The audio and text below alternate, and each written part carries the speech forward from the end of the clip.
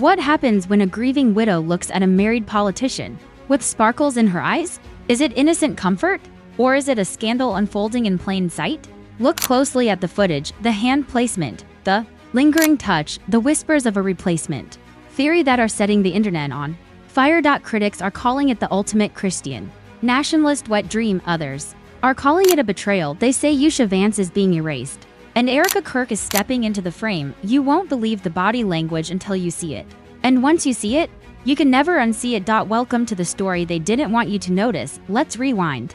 The moment Kirk walked onto that stage, the atmosphere shifted. It was supposed to be a standard political introduction. Dry, formal, professional. Instead, we got fireworks, but not the political kind. We got the kind of chemistry that makes people in the front row uncomfortable. Erica wraps her arms around JD Vance, and the world freezes. This wasn't a handshake. This wasn't a polite hello. This was personal. This was intimate. And within seconds, the photos were everywhere. Social media didn't just speculate, they exploded. Because what started as a simple event appearance has spiraled into one of the most bizarre love triangles allegedly in modern politics. Review the footage yourself. It doesn't feel like a colleague introducing a vice president. It feels like a MAGA fanfiction come to life. Reportedly, viewers were left stunned. The way she speaks about him? It's not professional admiration. It's the way your best friend in middle school talked about Harry Styles. Giddy. Breathless. Star-struck. There is a literal sparkle in her eyes. I've never seen a sparkle like that for a coworker, have you? If you saw your friend looking at a married man with that specific sparkle, would you warn his wife? Or would you mind your business? And let's talk about the algorithm, the TikTok algorithm. Knows. It pushes these clips to the top because the chemistry is undeniable. It feels like a script from a teen drama. An ordinary girl gets caught up in the Trump world pageantry. She shoots right to the top. And then a tragedy leads to a forbidden romance. It sounds crazy. It sounds made up. But then you look at the hug again. It's giving my mom just sold me into one direction. It is that level of obsession, and the public display of affection? It's off the charts. We have seen politicians do awkward things before.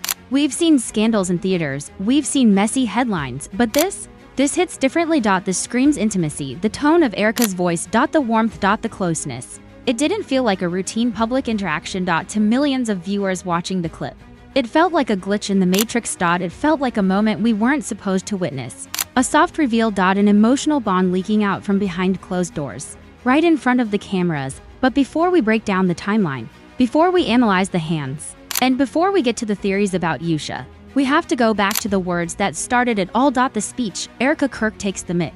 Introductions are usually boring. Here is a great man. Please welcome him. Simple. But Erica? She went off script emotionally speaking.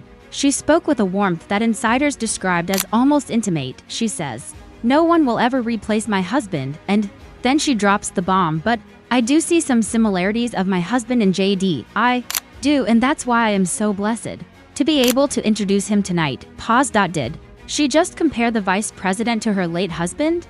The husband she just lost? The tone wasn't a colleague praising a colleague.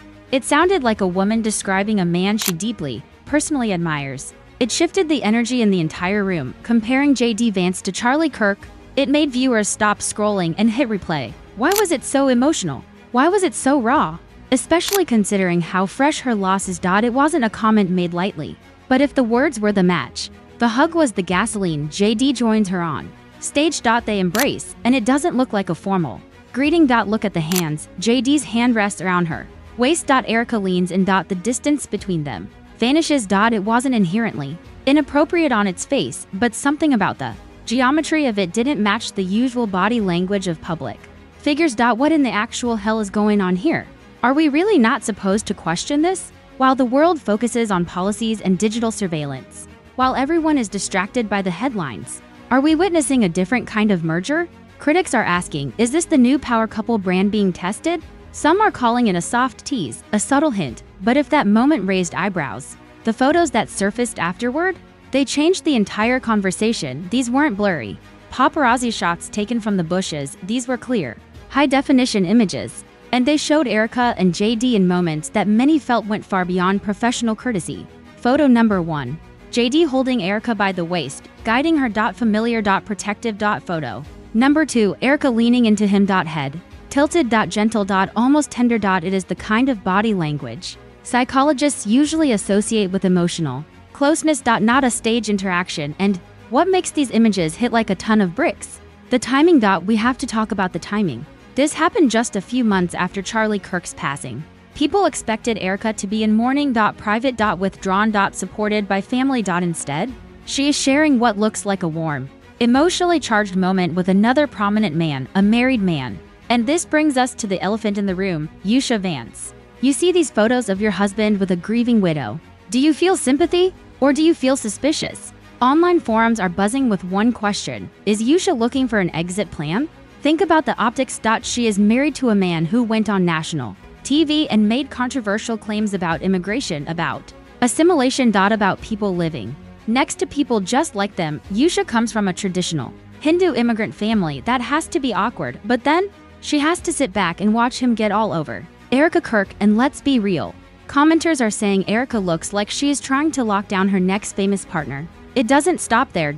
Vance goes on stage. He publicly shames his wife for not being Christian. He says he hopes she will convert. He hopes she finds the right path. He wants her to fall in line. He wants her to be the perfect Christian nationalist wife. And if he can't convince her, the internet thinks he might have found someone who already fits the description, Erica Kirk. She is the archetype. She is the brand. And if Yusha won't assimilate, critics argue that Erica is right there, ready to step in. I don't know about you, but I can't imagine many women would be cool with their husband talking about their faith like that in public, and then getting touchy-feely with a recently widowed woman in front of everyone. That is, wow, for many viewers. It felt too soon. It felt disrespectful. Online discussions immediately compared the photos to celebrity award shows. You know the vibe. To co-stars appear on the red carpet. They look a little too comfortable, and suddenly the dating rumors fly. The internet has lost its mind over this, but can you blame them? People are looking at the embrace and asking, what is going on? Why is it weird? Let's break down the hug etiquette. If you are taken, if you are spoken for, if you are in a monogamous relationship, hugging another person who is not your spouse like this, it's a red flag. Fellas, listen up. When you hug a woman who isn't your girl, you do the butt out hug, you do the side lean, you do the pat. Hey, how are you? Good to see you. Those are kosher moves. You don't do this. You don't do the full body press. You don't put your hands in their hair. Wait, did we catch that? Look at the clip again. Hand placement. Why are the hands so low? Why are they on the hips? There is no reason for a professional colleague's hands to be on the hips, but there they are. Unless you are hugging your own mother or your sister at a funeral. This intimacy is rare. And even with your sister, you're hugging because of grief, but this didn't look like grief. This looked like electricity.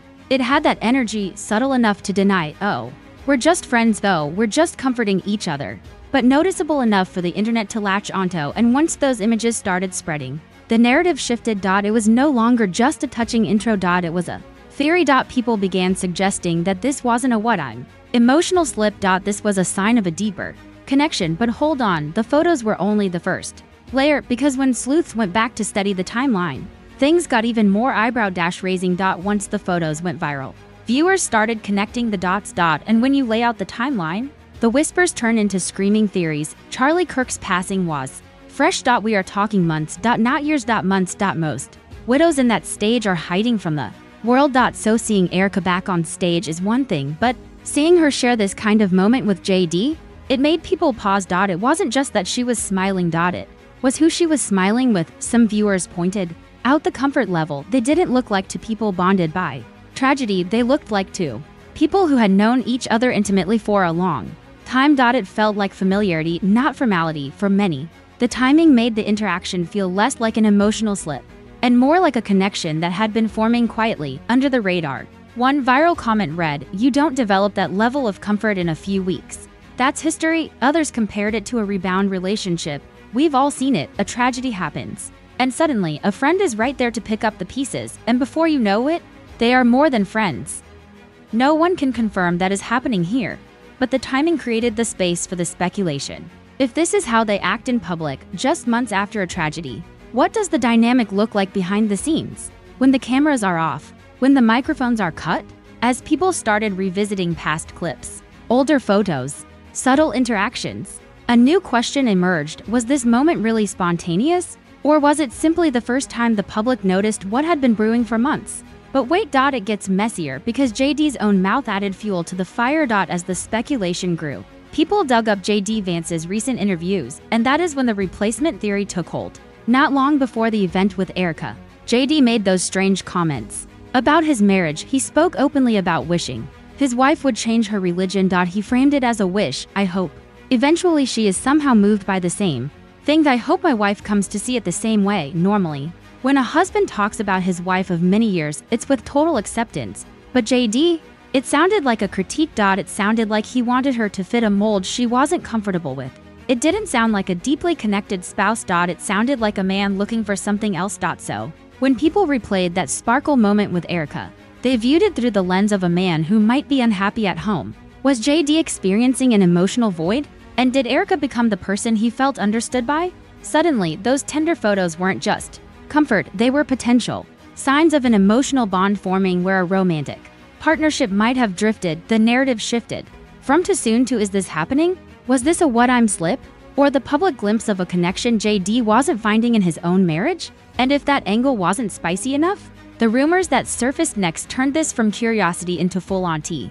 Social media did what it always does. It started digging. Users on TikTok, X, and Instagram began posting screenshots. Side-by-side comparisons. They claimed the chemistry wasn't new. They resurfaced footage from past events, hallway interactions, shared smiles, glances that lingered a second too long. One viral thread claimed insiders had noticed Erica and JD interacting with an ease that went beyond professional acquaintances. That's history, they said. Others pointed out old comments on her Instagram. Playful fans saying they'd make a cute couple back then.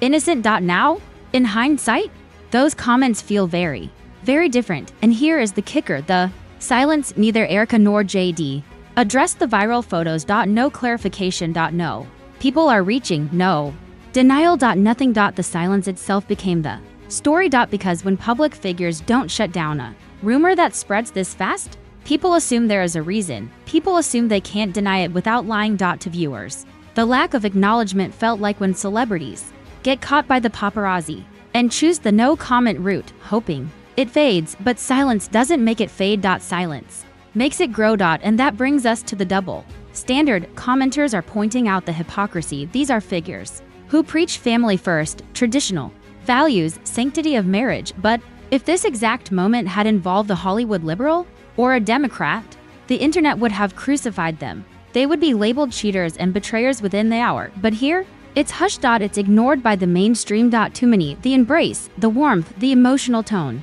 paired with how soon it was after Charlie's death. It didn't match the traditional image. It wasn't just the hug. It was the hypocrisy of the silence. It felt like the public was expected to ignore what they saw with their own eyes. Don't believe your lying eyes, but we do see it, and the fastest way to make the internet obsessed is to pretend something doesn't exist. So, where does this leave us? From double standards to the biggest question of all. Was this a soft launch? As more people revisited the clips, the conversation shifted. Viewers began asking, how many coincidences have to line up before it stops being a coincidence? First, the timing, months after the passing. Second, the comfort. The physical touch. Third, the silence. No denial. It lines up too neatly. To viewers, it didn't feel like the first time anything slipped. It felt like the first time the public noticed. Depending on how you see the events, this story looks very different. Some see a grieving widow finding comfort in a trusted friend, an innocent moment of shared humanity. Others see emotional support taken too far. Crossing a line. And some believe it was a calculated soft launch of a new chapter, a chapter the public wasn't meant to see. Yet, maybe they are trying to replace Yusha. Maybe Erica is the new face of the movement. Maybe it's just a fantasy. But in situations like this, there isn't always one clear truth. Did we witness grief? Or did the cameras capture the early glow of a forbidden bond?